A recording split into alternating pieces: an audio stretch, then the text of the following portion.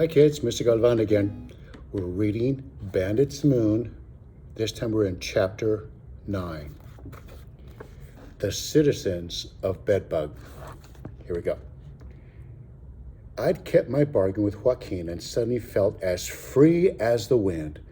I walked into the general store, put my lump of gold on the counter, and walked out in a pink gingham dress, a white bonnet, and a pair of girls' shoes fresh out of the shoe barrel. Joaquin ambled along the boardwalk. He didn't even recognize me. That's when I noticed 4 or 5 men standing around with the no-name buckskin I had tied outside the barber shop. "That pony is stolen," I heard a tall man shout. "It looks like my nephew's. Long-haired buckskin down the Santa Barbara way. I'd know it anywhere. Look at the brand." Everyone clustered around to look at the brand. The barber had come out to see what all the fuss was about. "Maybe there's a cross brand," he said. "Your nephew might have sold the horse." I found myself backing into a doorway. It turned out to be the doorway of the sheriff's office. I should have had better sense than to ride the buckskin into town. It didn't surprise me that someone recognized the horse. It was just a sort of evil luck that had my name all over it. The men checked the left shoulder of the buckskin. There was no second brand, as I guessed there would have been if the horse had been sold fair and square. "It's stolen, sure as goose goes barefoot." "Well, that's a hanging crime. Anybody seen who rode the horse and tied it up?" The barber cleared his voice. "Well, it was a skinny boy with turned-up boots, a polite little feller. He didn't look like a horse thief." "Well, they never do," someone said.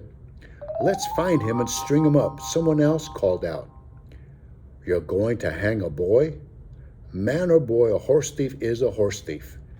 My heart was stuck in my throat. I managed to force myself out of the sheriff's doorway.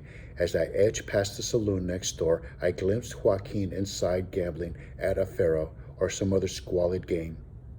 As I passed the window, I caught sight of a girl in a pink gingham dress and a bonnet. Me, a girl. Hallelujah, I thought. The men will be scouring the town for a boy.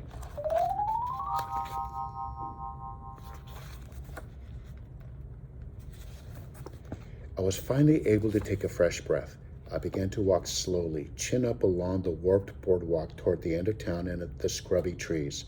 Then I came to my senses. How long would it be before the man in the general store remembered the boy who plunked down a lump of gold and walked out, dressed in pink? I didn't even reach the edge of town where the men were buzzing around me like a swarm of hornets. They hadn't even bothered to mount the horse. "Hang her!" "We can't hang a girl." "Why not?" "Well, it don't seem polite. We hang horse thieves, don't we?" A hairy man, big as a haystack, held up his hand. "Don't be hasty. We'll hold her in jail until the sheriff gets back." At least someone had good sense and a cool head, I thought, and a flash of hope shot through me. But hope faded quickly as the big man was drowned out by the fresh sounds to get a long rope. "Gents, you are correct. A horse thief should be sprung up on the spot. But a child?" That last voice I could have recognized in a howling wind. It was Joaquin himself, astride his black, long-tailed horse.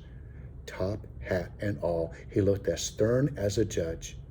He announced, "I am Dr. Hidalgo Martinez Feliz Alvarado de Cardosa of Madrid, Spain, and where we do not hang children. If you wish to hang this girl, you would have to hang me first." The next thing I knew, he'd caught me in his arm as if it were a shepherd's hook. He kicked his spurs. I held on, and off we flew. Finally, Joaquin swung me up behind him. The last backward glimpse I had of Bedbug was when Yellowbird Ridge stepped out of the door of his newspaper office to see what was going on. He looked as if he were rattling mad for being distracted from the great story he was writing about the death of Joaquin Murrieta. That's the end of chapter 9.